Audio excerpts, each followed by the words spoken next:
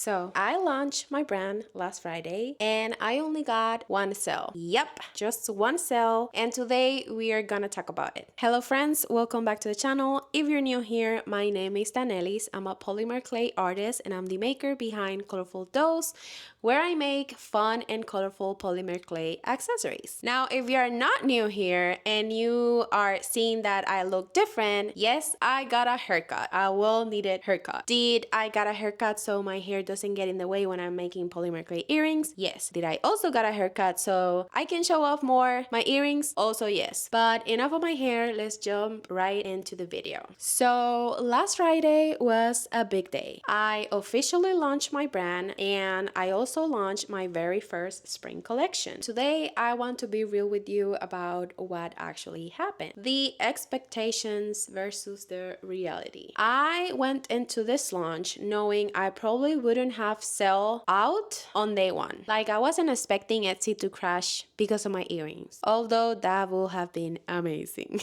But I still have hopes. I imagine getting a couple of Etsy notifications throughout the day, you know, the ta-ching sound. I had that mentally queued up, but I also was preparing for nothing because starting a brand from scratch is hard. And even with good products, success doesn't come overnight, at least not usually. Besides, with this first collection, I didn't have a clear plan or vision. I was still experimenting with polymer clay, and to be honest, I still am, which I think was one of the variables why it didn't went as well as I hoped for. But I still have one sale, one glorious sale from a friend.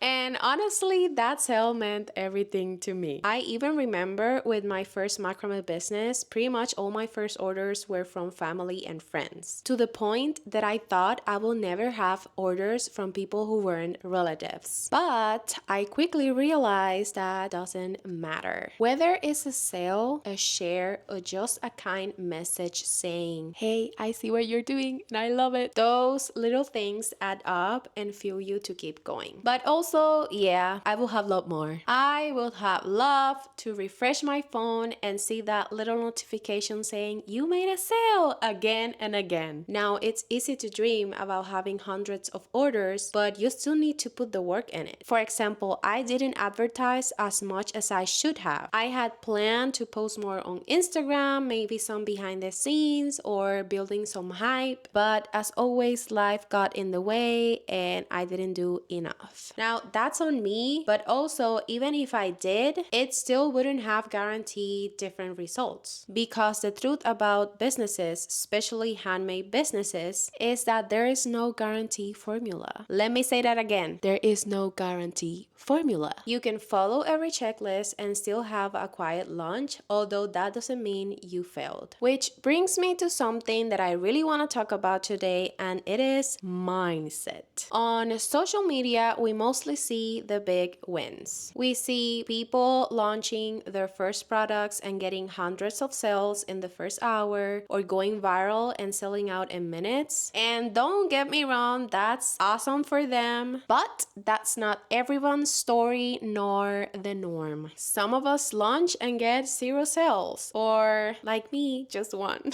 And that is also part of the journey. It's not less valid, it's not a failure, it's just the reality of having a small business. Growing a business is not linear. It's not like a staircase that you keep going up, it's more like a scribble.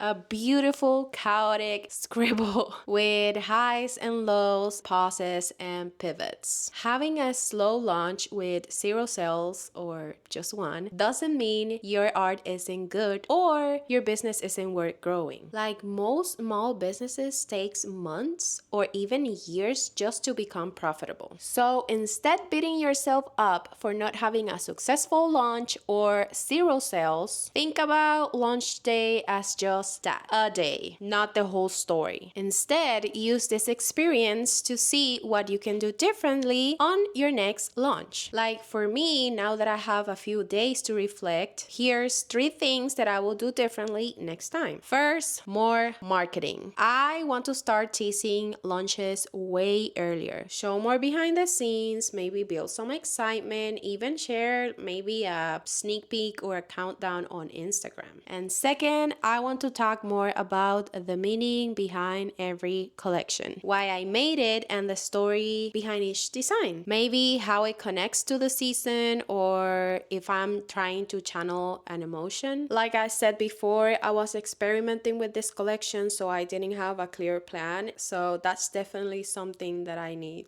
to improve. And third, and most importantly, allow myself more time to be consistent, but also to be kind to myself. Sometimes we plan without considering that things can happen, like maybe you get sick, or someone in your house gets sick and you have to take care of them, or maybe you have an unexpected event or an emergency, so you have to change some things. Life is unpredictable, so giving yourself a reasonable amount of time to accomplish things is worth considering, and as well as a cushion in case something happened and you need to change something. As you can see, this launch was a learning experience, not a failure, not even close. So just give yourself time to reflect, perfect, and move on. Speaking of moving on, I have a mini spring drop coming next month called Berry Coquette. It's a sweet, romantic little release inspired by berries and bows, and I'm so excited about it. So this time I'm planning everything ahead of time. If you haven't seen my previous videos, I use the 12-week year method. I have talked about it in my March reset video. It helps me break big goals into 12 weeks so I can stay focused, stay motivated, and also don't overwhelm myself. And since one of my goals this year is to launch 6 new collections, 2 every 12 weeks, I have come up with a step-by-step plan to launch 1 collection every 6 weeks. I have set everything up in my Notion calendar, which I have talked about it before also because we love Notion here. I plan my marketing timeline, product design, listing prep, content ideas, and I'm using that structure to hopefully have a better launch next time. Will it go perfectly?